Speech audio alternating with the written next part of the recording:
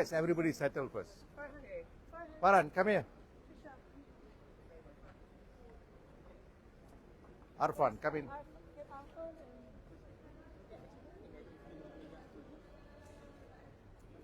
Okay, can we start? Okay, I noticed there are many reporters, local and overseas, yeah? So I will say my piece in English first, then I'll open up for question. You can ask me in either of the languages. Is that fair enough? Yes. All right. Today, as you know, there was a decision.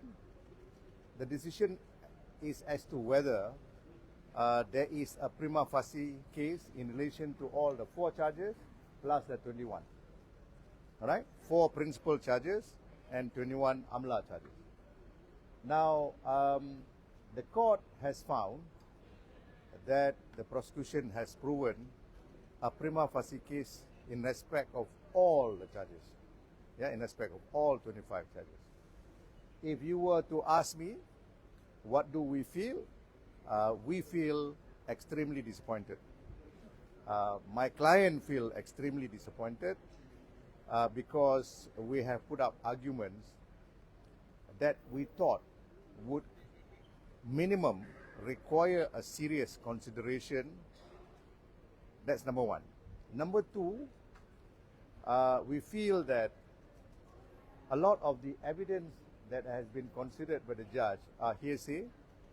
This is probably one of the rare, or if not the only case, where hearsay evidence is taken wholesale.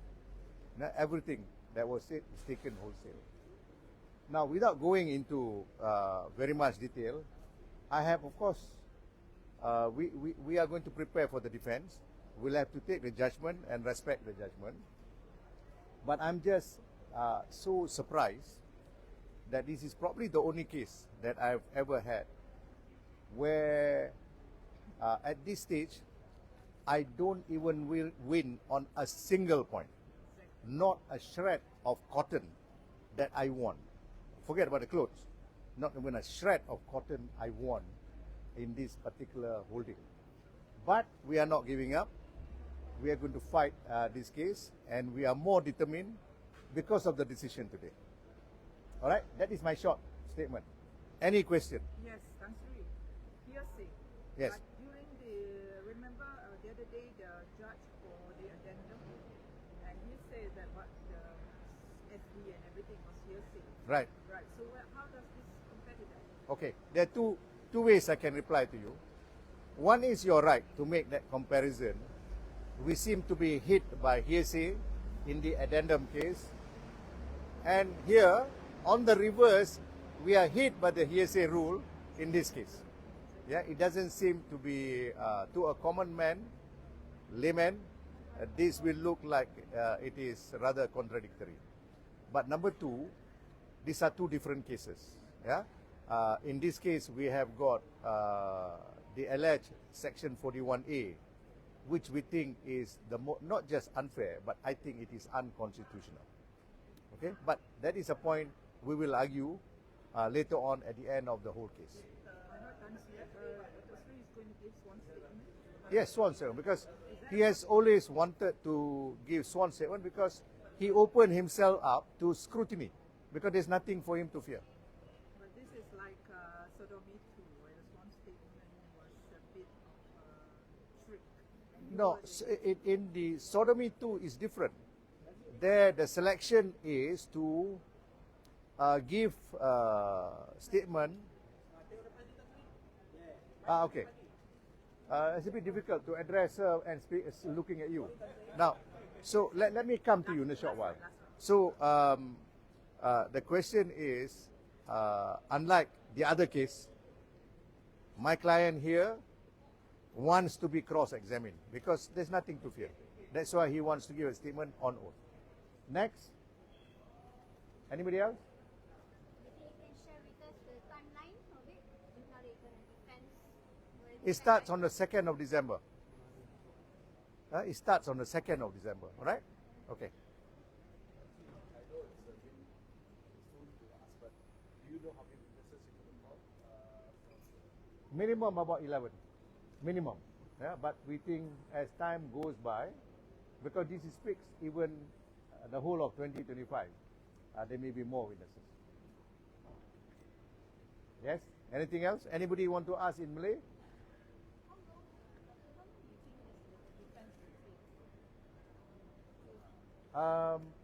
It's impossible to gauge. It depends on the cross-examination and whatnot.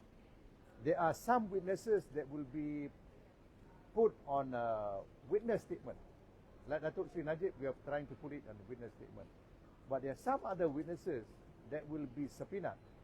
That means they are forced to come. Those witnesses will be witnesses that will be a free fall. That means you ask question, he answers impromptu. Alright, that will take a long time. Okay? Yes, we have indicated. We have indicated already. Any other question? Those guys in front of me, you are so keen that I address you. Kena tanya lah soalan. Yes. Yes.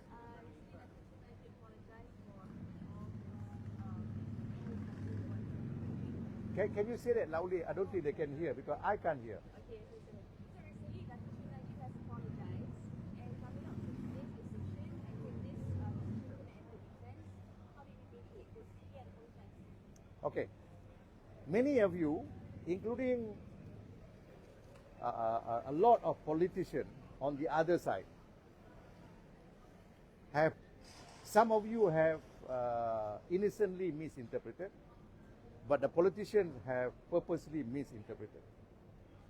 Datuk Sri Najib apologized that the 1MDB debacle happened during his watch. He's not saying that I did it. He's not saying that. He has to apologize because he's number one. Yeah, under the Westminster system, if you are the head of the government and a bad thing happened under your watch, you apologize. Among other things, you apologize. And that's what precisely he did. He did not apologize for those purposes in order to get a better result here. No. He thought that it was already due for him to apologize merely because it took place during his watch. Yeah? He's not saying he's guilty criminally or negligently or recklessly. Yes. Anything else?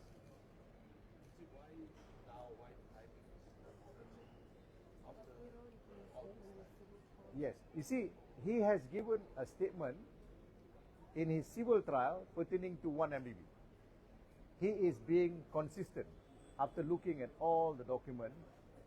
But what is more interesting, witnesses, even from the prosecution, and you will hear this afternoon from another witness who is from the liquidator firm overseas, who will say who were the rascals, who were the culprits who actually have done the scam on 1MDB.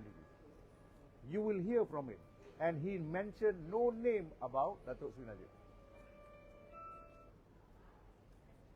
Any other question? Yes? That's it? Okay, thank you very much. Thank you. Oh, you better ambil. Tidak, ni lari dia. Okay, thanks. Ni